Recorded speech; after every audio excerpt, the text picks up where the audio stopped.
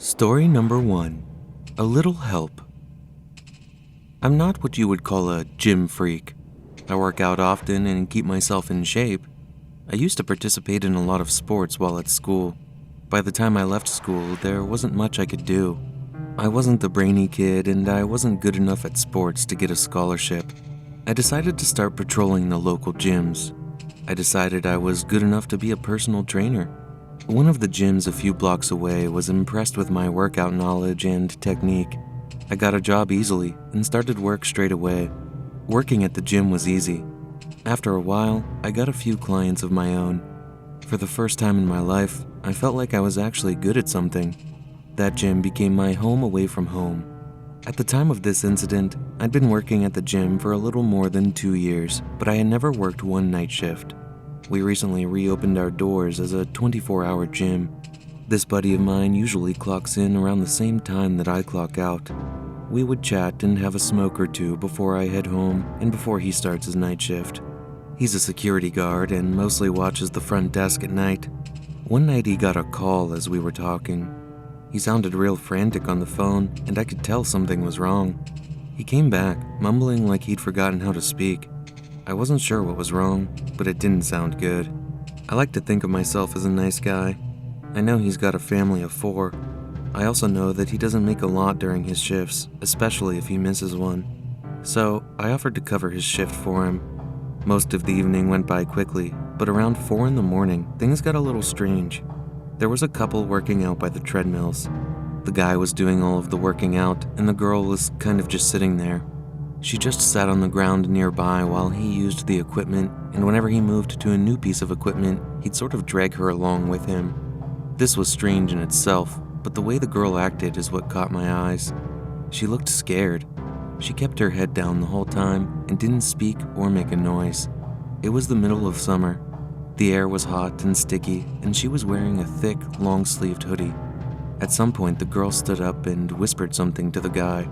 He seemed angry with her, but eventually he took her arm and pulled her behind him as he marched towards me. They got to my desk, and the man asked me where the bathroom was. He practically slammed the girl into my desk. I saw her wince, but she stopped herself from making a sound. I gave the guys directions and they marched off. I wanted to do something about it, but I wasn't sure what I could do. I watched intently as the guy dragged the girl in the direction of the bathrooms, and that was when I noticed something drop to the ground by the girl's feet. It was a small piece of paper crumpled up into a tiny ball. I waited until the couple had disappeared into the bathroom before rushing to pick it up. I ran back and unfolded the paper underneath the desk. I can't explain what I felt in that moment. My hands were shaking, a cold sweat ran down the back of my neck, a lump formed in my throat, and I felt like I couldn't move or breathe. Written in small, shaky handwriting were the words, "Help me." I panicked at first. I had no idea what to do. I didn't see where the note came from exactly, but there was no doubt in my mind that the girl dropped it in an effort to get my attention. I stayed as calm as I could as the couple exited the bathroom and the man went to fetch his things. He looked even angrier than when they went in. He was pulling her around roughly. She almost tripped over one of the treadmills, and he barked at her like it was her fault. They made their way towards the exit, and my brain went into overdrive. I shot up just as they walked out and shouted for them to stop. I was on the spot. My mind wasn't working properly. I stuttered for a moment. I stepped out from behind the desk, preparing myself for a fight. I was a big guy, but that didn't mean I wanted to get into a fight with some stranger. I needed to think of a way to get her away from him, and the words came out of my mind before I even knew what I was saying. I told the girl that she'd forgotten something by the treadmills. I wasn't sure what I wanted to happen. The man rolled his eyes and squeezed her arm tightly before pushing her back towards the doors. She walked through them and made her way towards the treadmills. She passed me and I glanced at the man. He looked away. He was right on the other side of the exit. I rushed forward and slammed the security bolt down across the doors, locking them shut. The man staggered. He was confused at first, but the anger in his eyes soon flared up and he rushed at the door. He yelled and banged so hard that I thought the glass doors would shatter. The girl started crying. I ran towards her and pulled her with me to the back room. I closed and locked the door before pulling out my phone and calling the police. We waited in that room for the police. and she couldn't stop thanking me. She was so grateful. She clung to my arm and held me tightly, sobbing softly the whole time and thanking me again every few minutes. I don't want to imagine what that poor girl went through, but I'm so glad that I was there that day to help her. If it was anyone else sitting at that front desk, I don't think they would have been as attentive as I was. I don't think they would have noticed her cry for help. I haven't heard from her since that night. I can only hope that she's all right. Story number 2. Gym Crush. I used to be really fit when I was in high school. I participated in a lot of sports, and I always took care of my body. The past few years have been hard for me. I had a really bad breakup, lost my job, and had to move back with my parents. Let's just say I ended up eating my feelings away and lying around all day.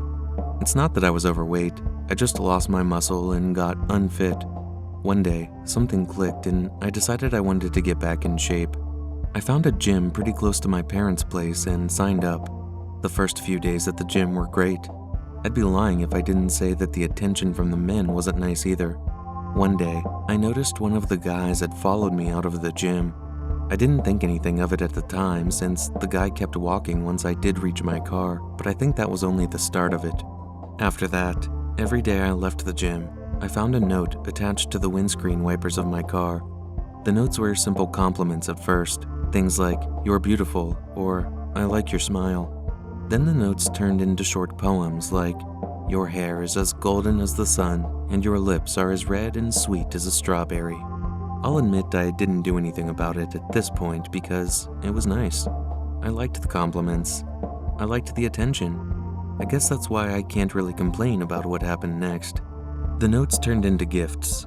He'd leave a box of chocolates or a flower on the windscreen, and honestly, it was great. Then I started finding gifts inside my car.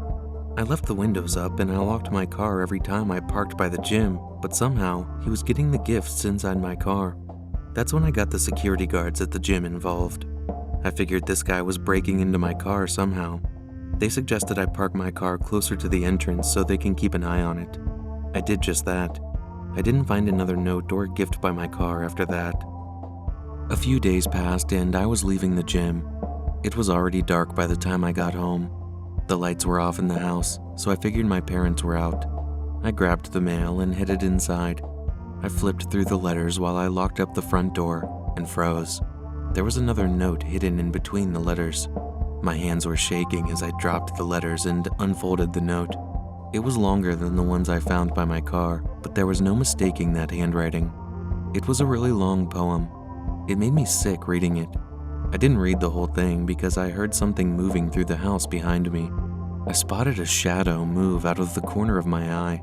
My head snapped around just in time to see the shape of a man moving through the darkness in the hallway. He went from one room into the next.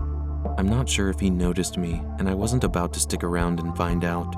I ran out the front door and down the driveway. I hopped into my car and sped away. I made sure I was a few blocks down before I called the police. The police searched my house and found the man waiting for me in my bedroom. He had covered the floor in rose petals, lit some candles, and the whole scene was enough to make me vomit. The police told me that he tried to convince them that he was my boyfriend and that we were having a fight.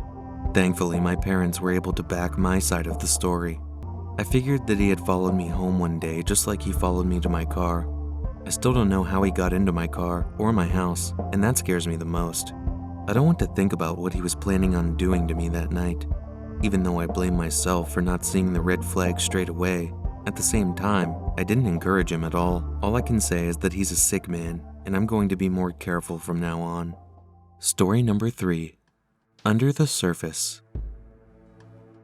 I recently started going to the gym for the pool. Where I live, it gets really cold and it snows a lot. I love swimming, but there's maybe only a month or two out of the whole year when it's actually warm enough to go for a swim. When I heard that my local gym had a heated indoor pool, I signed up in a second. I'd been going there for a few months, and I usually had the whole pool to myself. I used to think I was the only one crazy enough to go swimming when it's snowing outside.